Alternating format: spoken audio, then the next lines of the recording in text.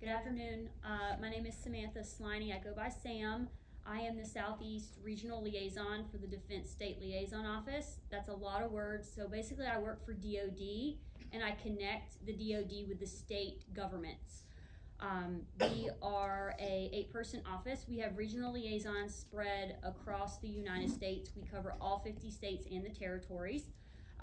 You can find information about our office at Military One Source. So I do work for the Deputy Assistant Secretary of Defense for Military, Community, and Family Policy. So you can find us, we fall under that kind of umbrella. I think it's important for people to understand the people that are talking to you, who we are. So I served on active duty for 10.5 years as an Air Force judge advocate, a lawyer. I'm dual military, so I'm married to an Army Green Beret. We live outside of Fort Bragg, North Carolina. I have been there for some years. 4 military connected kiddos, all of them born at Womack Army Medical Hospital. So the military community and the veteran community mean a great deal to me. I have since separated off of active duty. I transitioned last April, so I'm very familiar with the VA stuff as I've been going through it.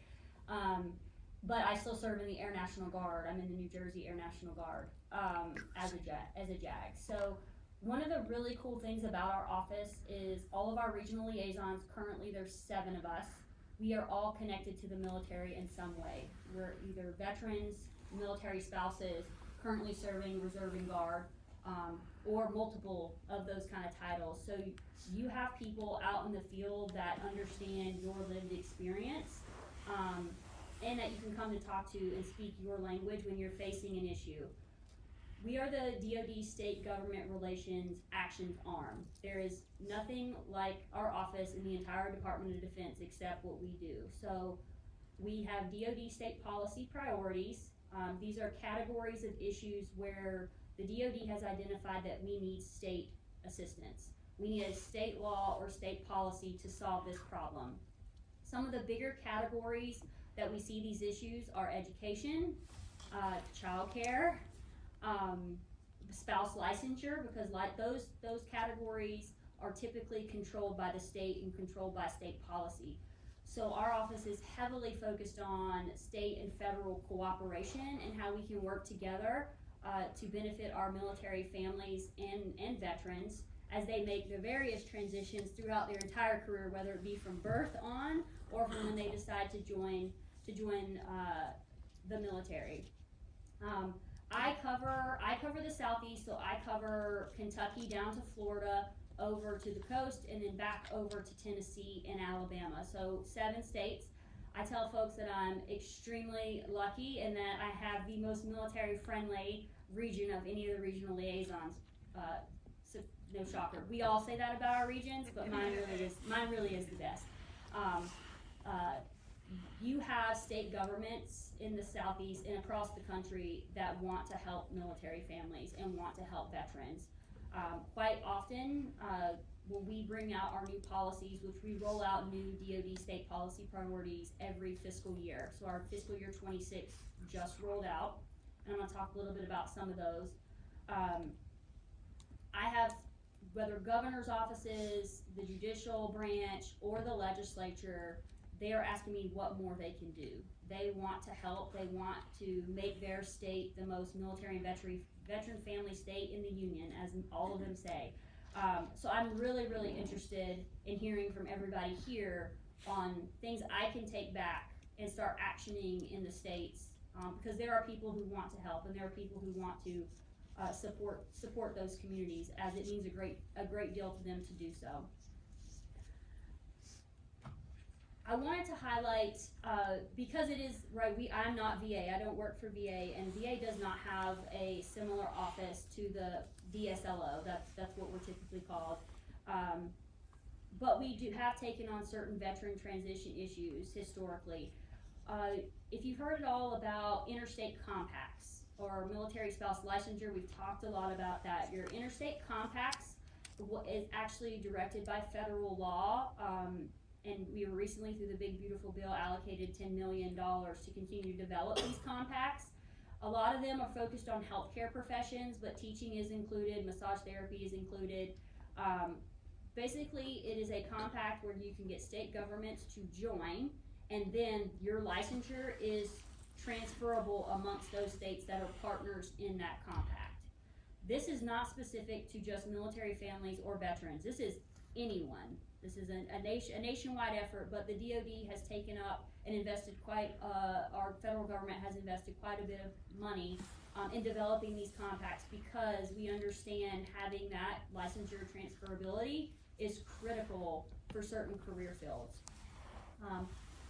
There are a few different compacts. We have 10 that the DoD has invested in development up front, but they're in various stages of implementation. So the other part about law is, right, the secondary part of that is implementation. We can get the law, and I can work with state legislators to promulgate that law, but it's going to take some time to implement, and that's where we are with compacts.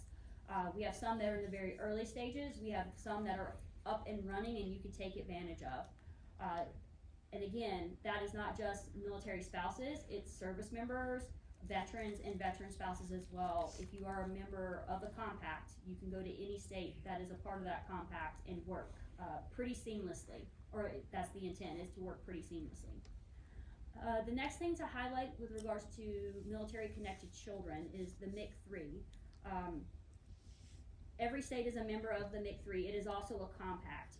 And we most commonly refer to that with regards to military connected children. It actually applies for 1 year after your retirement, separation, or discharge for veteran kids, which I think is kind of overlooked sometimes. But for the purposes of this panel, it's important for the audience to know that your kids will still be covered under that for some time after your discharge, separation, or retirement. Another really awesome initiative that we worked was the Purple Star Schools. That is passed in 45 states where schools have the Purple Star designation as being military, essentially military friendly. That includes veteran children. I don't know if that's the official term, because I agree, no one's ever told me what we call veteran kiddos, but I will call them veteran children. They are also captured in that data. So that is something to look forward to if you are retiring or separating, where you want to move to. Are there Purple Star schools in the area? Maybe that's where you want to consider living, because you want your children to be in an environment where they have people there that have their lived experience. Perhaps that would help with their transition. In-state tuition continuity. This is for the veteran and their family. So if you have children that are in secondary education, so going to college, for the 41 states who have passed this legislation, usually when you arrive to the state, you have to establish residency first before you qualify for in-state tuition. That sometimes can require you to be there a certain amount of time. We all know that we don't always move on those timelines. So with this legislation, you can automatically qualify for that in-state tuition rate without having to satisfy the state's 6-month, 1-year residency requirement. You'll get the benefit of it up front. Medicaid waivers. So for our EFMP families, Medicaid waivers are critical for families that are making that transition, that lose access to TRICARE Echo. We were able to work legislation in 25 states. It's only half, and we're still re-looking at this and working with states present day so that families can be on Medicaid waiver lists in their state of residency, not only as they PCS, but once they return and they don't lose their priority level on that waiver list. And for families that this impacts, you know that sometimes if you go down on the wait list or you come off of the wait list, you can lose services altogether, which is absolute travesty for the person who is receiving those benefits. So we continue to work that for our military connected families and for our veteran families so that they don't have to come off of those wait lists, and they can maintain that continuity of care as they move across the country due to PCS orders, or even when they're deciding what state they want to return to when their military career ends. Veteran hiring preference.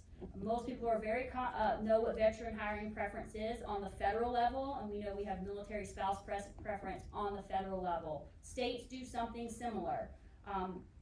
There are 25 states who have veteran hiring preference written into their state codes. It can mirror the federal system, and sometimes it can look a little different. One of our new priorities going into fiscal year 26 is military spouse hiring preference on the state level. I would like to highlight a best practice from Florida this last legislative session. I was able to work with a state senator and representative to craft a bill and make amendments to their veteran hiring preference to not only expand it to military spouses, but also to suggest to them that they should expand it to veteran spouses and to those in the Reserve and Guard. Earlier there was someone here from the Reserve and Guard to shed light on those kind of gaps. I can tell you at the state level, they are huge. Our Reserve and our Guard families get left behind quite frequently. And so one opportunity that I have along with my counterparts is to educate on that gap and to ensure that when we're educating on what state law and policy should look like, that it includes all of those demographics of people who are serving their country, whether that be part-time or full-time. Veteran treatment courts. This is a veteran-centric effort that we worked. There are 26 states that have them. This is meant to be rehabilitative in nature, and it's meant to be what we call an accountability court. So it provides an off-ramp for a veteran who may have transitioned out of the military and ran into some legal troubles, and may see things like PTSD diagnoses and things of that nature that led to kind of where they're at today and ending up in the spot that they're in. So versus sending them to a legal system that may send them to prison for some time or something along that line and may not be conducive to actually helping them and getting at the root of the problem, veteran treatment courts take into account their veteran status and their background and offer services such as counseling, instead of, via direct to, the prison pipeline, looking at, community service. How do we get at the underlying issue to help them truly be rehabilitated? Yes, they need to be held accountable, but they also need to be rehabilitated, and we need to offer them support for everything that they gave to their country. A really great initiative that's being still actively worked across the United States.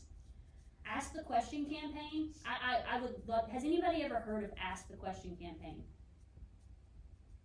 Okay, that's what I figured that would be the case. So Ask the Question campaign is a state level campaign where we got only 16 states, and we still work this, but when a veteran shows up to a medical facility or something like that, they ask them, are you military connected? Are you a veteran? We have data collected both by the VA on, how many veterans we believe live in any individual state or in the country, but those are only veterans that they're tracking. What about the veteran that they're not, right? So the Ask the Question campaign. Those are just a few of the things that we're working in our office to kind of bridge that gap between state and federal law and policy to ensure that we're taking care of our military families from cradle to grave.